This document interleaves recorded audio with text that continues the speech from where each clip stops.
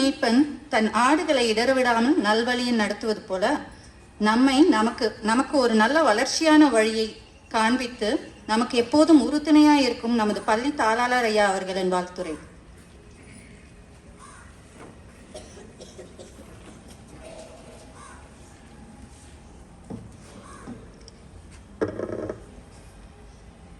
Good morning children. கிறிஸ்துவுக்குள் அருமையான அன்பு மாணவி செல்வங்களே, சந்தோஷமான வெற்றியின் அறிக்கையோடு நம்முடைய பள்ளியை தலைமையேற்று நடத்தி வருகின்ற தலைமை ஆசிரியர் அவர்களே, இருபால் ஆசிரியர் பெருமக்களே, வந்திருக்கின்ற பெற்றோர்களே, ஆசிரியர் பயிற்சியிலிருந்து வந்து கற்றுக்கொள்ளும்படியாய் வந்திருக்கின்ற பெருமானவர்களே, இன்றைய நாளில்தான் நம்முடைய பிள்ளைகள் அனைவரையும் கலர் ட்ரெஸ்ஸில் பார்க்குறேன். ஒரு சந்தோஷமான, எப்பொழுதும் யூனிஃபார்மோடு பார்க்க இந்த நாளில் உங்களை பார்ப்பதிலே மிகுந்த மகிழ்ச்சி. இன்றைய நாளில் நம்முடைய பள்ளியின் சார்பாக குழந்தைகள் தின நல் வாழ்த்துக்களை உங்கள் அனைவருக்கும் என் சார்பாகவும் என் குடும்பத்தின் சார்பாகவும் நான் தெரிவித்துக் கொள்கின்றேன். நம்முடைய பள்ளியின் பேராயர் ஐயா அவர்கள் ஒரு வாழ்த்துதல் செய்தி அனுப்பியிருக்கிறார்கள். அவருக்கும் பள்ளியின் சார்பாக நன்றியை தெரிவித்துக் கொள்கின்றோம். இன்றைய நாளிலும் கூட அருமையான ஒரு சீக்கிரம் முடிச்சிடும், எனக்கு நிறைய வேலை இருக்குது, ஆனாலும் தலைமை ஆசிரியர் அழைத்தபடினால் உங்களை பார்க்க முடியாது, எப்படியாவது வந்துடுறேன்னு சொல்லிட்டு வந்தேன். வாய்ப்பு கொடுத்த இறைவனுக்கு நான் நன்றி செலுத்தி, வேதத்திலே நாம் வாசிக்க கேட்ட சிறு பிள்ளைகளை என்னிடத்திலே அழைத்து வாருங்கள் என்கின்ற ஒரு சிந்தனை நம்முடைய தலைமை ஆசிரியர் ஒரு நிறைவேற முடியாத ஒரு ஆசையை உங்களிடத்திலே சொன்னார். என்ன சொன்னார்? நிறைவேற முடியாத ஒரு ஆசை. என்னது? உங்கள் கூட உட்காந்து உங்களோடையே இணைந்து அவர் எப்படி வந்து உட்காந்தாலும் உங்களை மாதிரி குட்டி பிள்ளையா மாற முடியாதுல்ல, அப்படி தானே? மாற முடியுமா? இப்போ நானே வந்து உங்களோட உட்காந்துருவேன். ஆனால் உட்காந்துருக்க உங்களோடு பார்த்தா நான் உயரமாக இருப்பேன், வித்தியாசமாக இருப்பேன், வளர்ந்திருப்பேன். உங்களோட வர முடியாது. எனவே இந்த சிறு பருவம், குழந்தை பருவம் என்பது எல்லாராலும் விரும்பப்படுகின்ற அல்லது நாம் மறுபடியும் பெற்றுக்கொள்ள முடியாத ஒரு பருவம் இந்த சிறு பிள்ளை பருவம் என்பது. எந்த இடத்துல ஒரு பஸ்ஸில் ஒரு குழந்தைய வச்சுருப்பாங்க, உடனே என்ன செய்வாங்க இருக்கிறவங்க, அம்மா குழந்தைய கொடுன்னு கேட்பாங்க, அல்லது நீ உட்காருமான்னு சொல்லுவாங்க. அந்த குழந்தைய பார்த்தோன்னே எல்லாருக்கும் எப்படி இருக்கும்? அதனால கொஞ்சம் கொழுன்னு இருக்குன்னு வச்சுக்கலேன், இதே மாதிரி கருப்பாக இல்லாமல் கொழுன்னு இருக்குது அப்படின்னு சொன்னால் நம்ம என்ன செய்வாங்க, பக்கத்தில் நிற்கிறவங்க என்ன செய்வாங்க, அதை கன்னத்தை கிள்ளி பார்ப்பாங்க. ஒரு சந்தோஷம் இருக்கும். அந்த குழந்தைய அது யார் என்ன அது எந்த இதில் அதெல்லாம் தெரியாது. குழந்தை என்றால் எல்லாருக்கும் ஒரு பிடித்த ஒன்று. சின்ன குழந்தையாக இருந்தாலும் சரி, உடனே நாம் அவர்களை தூக்கி நம்முடைய அன்பை காட்ட வேண்டும் என்கின்ற ஒரு சிந்தனை குழந்தையின் மேலே தான் வரும். இறைவனும் என்ன சொல்லி இருக்கிறார் என்று சொன்னால், வேதத்திலே நாம் வாசிக்க கேட்ட பகுதியில் குழந்தை தான் இறைவனுடைய அந்த பரலோகத்திற்கு, இந்து நண்பர்களிடம் சொல்லக்கூடிய சொர்க்கத்திற்கு குழந்தையை போல மாற வேண்டும், குழந்தையை போல உருவாக வேண்டும், குழந்தையை போல சிந்திக்க வேண்டும், குழந்தையை போல பழக வேண்டும், குழந்தையை போல அன்பு காட்ட வேண்டும், குழந்தையை போல பார்க்க வேண்டும், குழந்தையை போல ஒரு இன்னோசென்ட்டா, அதாவது எந்த விதமான கன்னிங் ஆக்டிவிட்டி ரொம்ப வித்தியாசமான குழந்தைத்தனமாக இருக்குன்னு சொல்லுவாங்க. அதைத்தான் இறைவனும் விரும்புகின்றார். எனவே இந்த குழந்தை பருவம் என்கின்றது மிகவும் எல்லாராலும் ஏற்றுக்கொள்ளக்கூடிய, சந்தோஷத்தோடு கூடிய, கிடைக்கக்கூடாத ஒரு பெரிய ஆசீர்வாதமான பருவம் தான் இறைவன் உங்களுக்கு இன்றைய நாளிலே கொடுத்திருக்கின்ற குழந்தை பருவம். நாங்கள் எல்லாம் இதை தாண்டி கடந்து வந்து விட்டோம். நாங்கள் இனி ஆசைப்பட்டாலும் இந்த குழந்தை பருவத்திற்கு கடந்து வர முடியாது. இந்த குழந்தை பருவத்தில் நீங்கள் வாழ்ந்து சுகித்திருக்கத்தக்கதாய் உங்களை குழந்தை தினத்தில் நான் வாழ்த்துகின்றேன். ஒரு சில காரியங்களை சொல்லி இந்த இடத்தை விட்டு நான் அமர விரும்புகின்றேன். ஒன்று, இந்த குழந்தைகள் தினம் என்று சொன்னால் அழகாக சொன்னீர்கள், நேரு மாமா, நேரு தாத்தா என்று. ஒரு சில காரியங்களை நான் சொல்லுகின்றேன். நேருவனுடைய தகப்பனார் ஒரு நபர் தான் இந்த ஒரு பண்டிகை ஒரு சந்தோஷமான நாளுக்கு காரணம் என்று சொன்னால் அவரை பற்றி நாம் அறிந்து கொள்ள வேண்டும். ஒருவேளை இன்று வருகின்ற ஆசிரியர்கள் உங்களுக்கு சொல்லியிருக்கலாம், எத்தனை பேருக்கு தெரியும்னு தெரியல. நேரு எப்போ பிறந்தாரு? இன்னைக்கா? எந்த வருஷம்? 1889. 1889 இந்திய தேசத்தில் ஒரு பெரிய செல்வந்தர் வீட்டில் மோதிலால் நேரு, அவங்க அம்மா பேர் என்னது? என்ன பேர்? என்ன பேர்? கரெக்டாக சொன்னவங்களுக்கு ஒரு பரிசு உண்டு. யாரும் டீச்சர் சொல்லி தரக்கூடாது. அம்மா பேர் என்னது? மோதிலால் நேரு அப்பா பேர். அம்மா சரி, சொரூபராணி. அவங்க அம்மா பேர் என்னது? சொரூபராணி. சொரூபம்னா என்னது? ஒரு ஸ்டாச்சு, சிலை சொல்லியிருக்கோம்ல, அது மாதிரி. அப்படின்னா அவங்க பாரு, மோதிலால் நேருவுக்கும் சொரூபராணிக்கும் மகனாக பிறந்தவர். 1889 நவம்பர் 14 அவர் குழந்தையாய் பிறந்து முதல் 15 வருடம் வரை வீட்டிலே கல்வி கற்றுக்கொண்டார். அந்த நாட்களிலே நம்மளைப் போல பள்ளி கல்லூரிகள் பள்ளி ஸ்தாபனங்கள் இல்லை. நல்லா கவனிங்க. குருகுல கல்வி.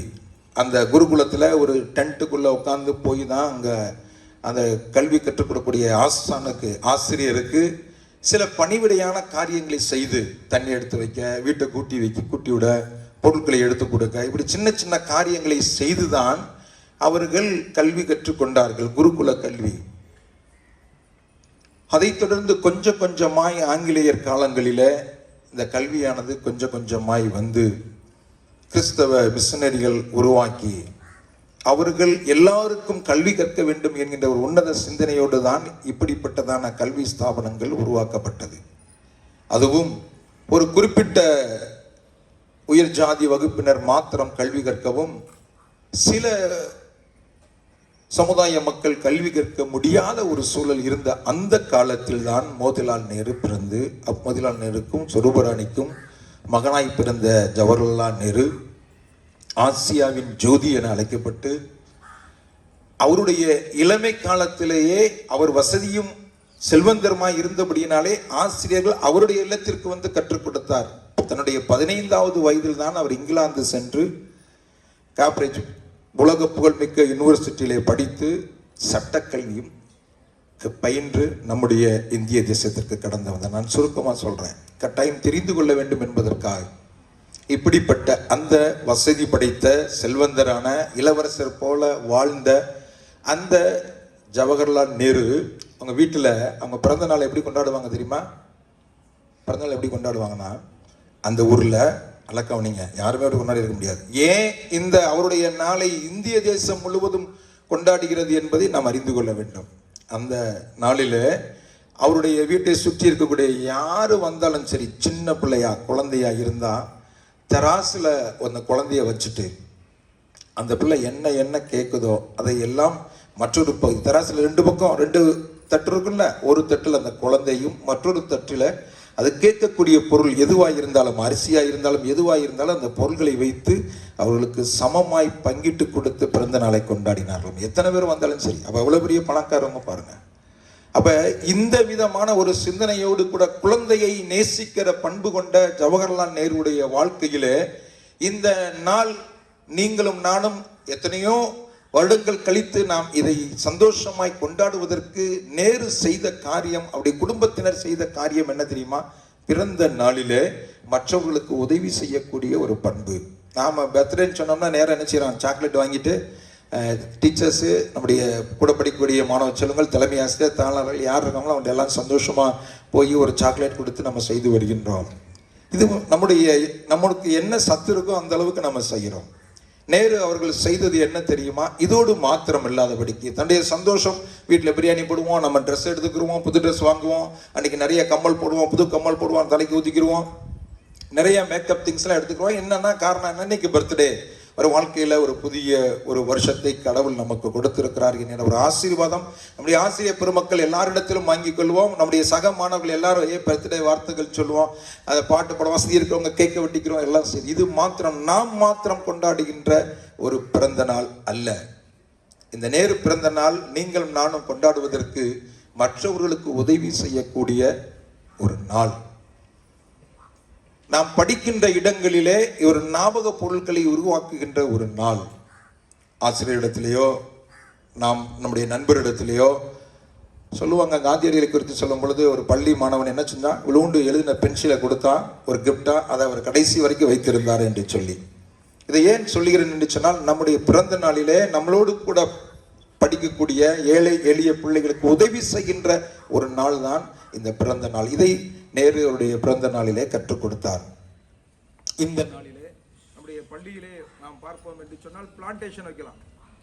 செடிகள் தாவரங்கள் நாம் சந்தித்து அதை நாம் நம்முடைய ஞாபக பொருளாய், அதாவது சொல்லுவாங்க சில நேரங்களில் பெரியவங்க சொல்லும் போது என்ன சொல்லுவாங்கன்னா, இந்த மரம், இந்த தென்னை மரம் நான் வச்சதுப்பா, நட்டது, இன்னைக்கு என்ன செய்யுது, இந்த தண்ணி, இந்த தேங்காய் வந்தது யார் வச்சது, எங்க தாத்தா நட்டது. அது போல நம்முடைய கல்வி ஸ்தாபனத்திலே நாம் இருக்கக்கூடிய வீடுகளிலே என்ன செய்யலாம், இந்த நாட்களிலே இந்த பிறந்த நாளை நாம் ஞாபகப்படுத்தும்படியாய் வளரக்கூடிய சில தாவரங்களை நாம் நட்டு நம்முடைய சந்தோஷத்தை, நம்முடைய பிறந்த நாளினுடைய சிந்தனையை நாம் மற்றவர்களுக்கு காண்பிக்கும் பொருளாக செய்யலாம். இதை போல நிறைய காரியங்களை நாம் செய்யும் இந்த தேசத்திற்கு, நம்முடைய மக்களுக்கு. நிறைய நேற்று தினத்தில் நான் ஒரு நிகழ்வை பார்த்தேன். ஒரு தாயார், அவங்க வயதானவங்க மாதிரி தான் தெரியுது, ஒரு 60 வயசு இருக்கும். அவங்க போய் என்ன செய்தாங்க தெரியுமா, பஸ்ஸில், கவர்மெண்ட் பஸ்ஸில் போய் இருக்கக்கூடிய குப்பைகள் எல்லாத்தையும் கூட்டி வெளியே தள்ளிட்டு இருந்தாங்க. ரொம்ப ஆச்சரியமாய் பார்த்தோம். யாராவது சும்மா போய் கவர்மெண்ட் பஸ்ஸில் கிடக்கக்கூடிய குப்பை, ஒரு பொதுநல சிந்தனையோடு கூட வாழக்கூடிய ஒரு காரியங்களை கற்றுக்கொள்வது, எப்பொழுது கற்றுக்கொள்வது, இந்த சிறிய பருவத்தில், இந்த காலகட்டங்கள் கற்றுக்கொள்வதற்கு தான் இந்த குழந்தைகள் தினம் என்று இன்றைய நாட்களிலே இந்த இந்திய அரசு மாத்திரமல்ல அனைவரும், இது குழந்தைகள் தினம் என்பது இந்தியாவுக்கு மாத்திரமல்ல உலகளாவிய தெரிந்து கொள்ளப்பட்ட ஒரு நாள். இந்த நாளிலே இறைவன் உங்களையும் என்னையும் இந்த குழந்தை பருவத்திலே சிந்திக்கும்படியான ஒரு வாய்ப்பை கொடுத்திருக்கிறார். இந்த நாளிலே நாம் இதுவரை என்ன வழிகளிலே வாழ்ந்திருந்தாலும் இந்த குழந்தைகள் தினத்தன்று நாம் கற்றுக்கொள்ளக்கூடிய ஒரு பண்பு, மற்றவர்களுக்கு உதவி செய்யக்கூடிய ஒரு பண்பு, மற்றவர்களுக்கு ஞாபக பொருட்களை கொடுக்கக்கூடிய ஒரு பண்பு, மற்றவர்களிடத்தில் அன்பு காட்டக்கூடிய ஒரு பண்பு. நாம் படிக்கின்ற இடங்களிலே ஒரு ஞாபகத்தை, குறைந்தபட்சம் ஒரு ட்ரீ, ஒரு பிளான்டேஷன். நம்முடைய நண்பரிடத்தில் மிகவும் கஷ்டப்படுவாங்க. அவங்க ஏதாவது ஒரு அரை பென்சில் கூட இருப்பாங்க. அவங்களிடத்துல நாங்கள் படிக்கிற காலத்தில் எங்கள் அப்பா பென்சில் வாங்கி 2ஆ கட் பண்ணி கொடுப்பாரு, முழு பென்சில் கொடுக்க மாட்டாங்க. அதை போல ஏழை எளிய ஜனங்கள், மிகவும் குறைந்த நிலையில் இருக்கக்கூடிய அவர்களுக்கு 2 பென்சில் நான் பெற்றோரிடத்தில் கேட்டு, என்னுடைய பிறந்த நாள்ல இருந்தா நீ உனக்கு ஒரு பென்சில் வைத்துக்கொள், ஒரு பேனா வைத்துக்கொள், ஒரு பொருளை வைத்துக்கொள். சிலவங்க ரிப்பன் கட்டிட்டு வருவாங்க, பழைய ரிப்பனா இருக்கும், கசைக்கு.